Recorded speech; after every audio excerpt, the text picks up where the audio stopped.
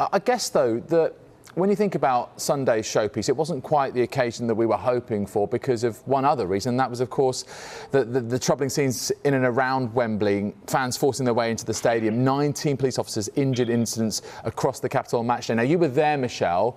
From your perspective, what went wrong? It's just unbelievable, to be honest. Even talking about it a few days later, I can't believe it happened. I've never been to a football match and experienced anything like this, and I've been to a lot of football matches. Before the game, I walked around the periphery of the stadium, avoiding Wembley Way, because I'd heard it got a little bit lively. That was an underestimation. We stood by the Club Wembley entrance, and we were just waiting to do some interviews outside, and the stewards put their hands up and told everyone to stop moving and fall silent. And at that point, you're wondering what's going on. And we couldn't see, for context, what was happening the other side of a wall. And there's all this crashing and banging, and you're thinking the worst at that point, like, what on earth is happening out there? And the next thing we saw was hundreds of people just sprinting as quick as they could in every direction.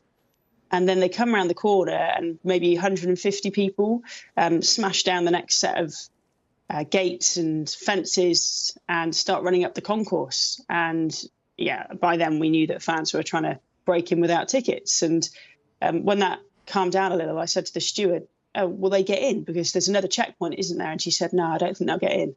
Unfortunately, that was wrong. And we stood there for an hour and we watched this happen time after time.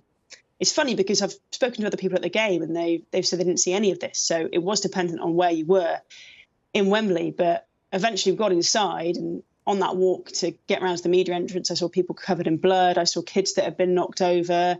There were reports from my friends that had seen police horses with glass in them.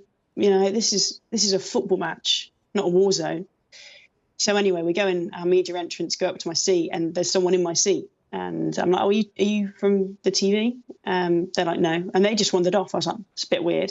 But maybe they're chancing their arm because there's meant to be a lot of free seats. But it struck me how busy it was.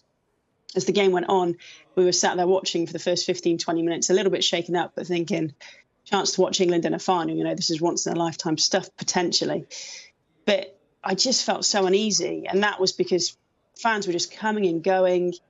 And it became clear they didn't have seats because they were just trying to sit anywhere. And it was so overrun in our part of Wembley. And I've heard it was worse in others. It was just so overcrowded because all these fans had got in. And we'd seen some ugly scenes on the concourse. There was a family in the second half. They came up towards us. And we said, "Oh, have you got tickets? You know, like, why do you want to sit here?" And they were in tears because there'd been a massive fight that had broken out around them just below us in the lower section. And there were just so many reports of fights between English fans and English fans, supposed fans, attacks on Italian fans. And I think it's slowly coming out just how bad in parts of Wembley it was. And like I said, it's a bit of a weird one because for some people, they didn't experience anything and they had a great time apart from seeing, you know, some ugly scenes on Wembley Way. But for some people in the ground like us, I thought for the first time in my life going to football games, I thought about leaving. And I thought, I can't leave. This is England in a European final. But then I thought, I've got a family at home and I don't trust myself getting out of here. It's just stupid. It's a football match. You know, why are we sat there thinking that? So there's going to be so many questions asked about what happened, and rightfully so. You know, I wouldn't take my boy to a game like that, and I won't be taking him to an England game for a very long time. Well, you mentioned families and children there, Michelle. And Joe, Harry Maguire spoke about the injuries that his father received and how he was glad that his kids weren't at the game. Are you worried that other families like Michelle and might think twice now about going to big games in the future?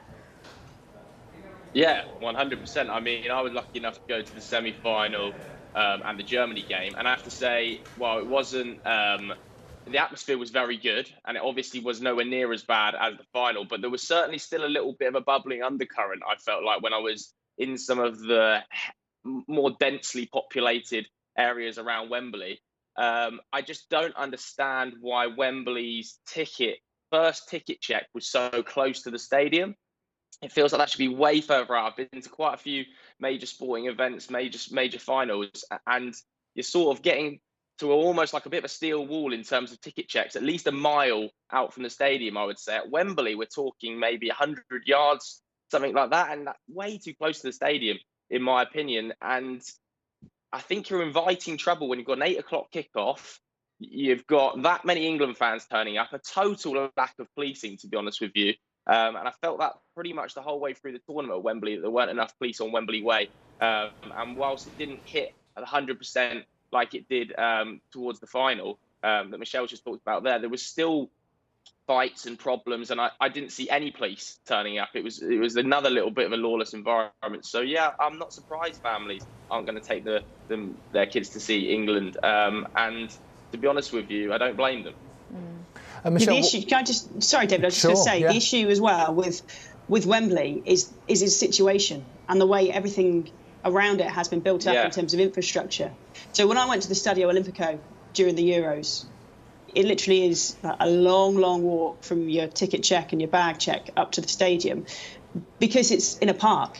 Wembley is the middle of now a commercialised area, and they've built it up, and you can go for it's lovely. You can go for a coffee, you can go to the shops, and then you can go to the game. But it's also a massive problem, and they've made that problem for themselves now. And I'm not quite sure how they change that. Yeah. Because logistically, it's very, very difficult. And I agree with the police as well. When I saw that first wave of fans, I didn't see police come down those steps in riot gear for another 20 minutes.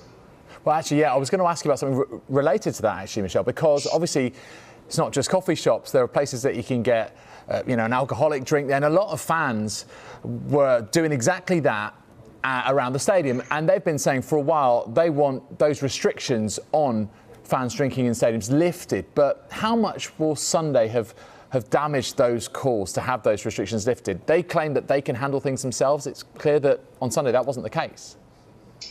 Yeah, you know what? I'm from a family that doesn't like football at all. I'm the only one that likes it. And the reason is because they watched it in the 80s and 90s. In all seriousness, they saw the hooliganism and they saw the drinking problem and they saw the culture that English football was perceived to have. We're adults. We should be able to go and have a glass of wine or a coffee or a beer and then go and watch England. But you can't trust everyone. We talked about it earlier. You can't trust people. And it's a really sad state of society to do the right thing. The majority will, but the minority will carry on ruining it for everyone else. I think there's a massive culture problem with fans and drinking.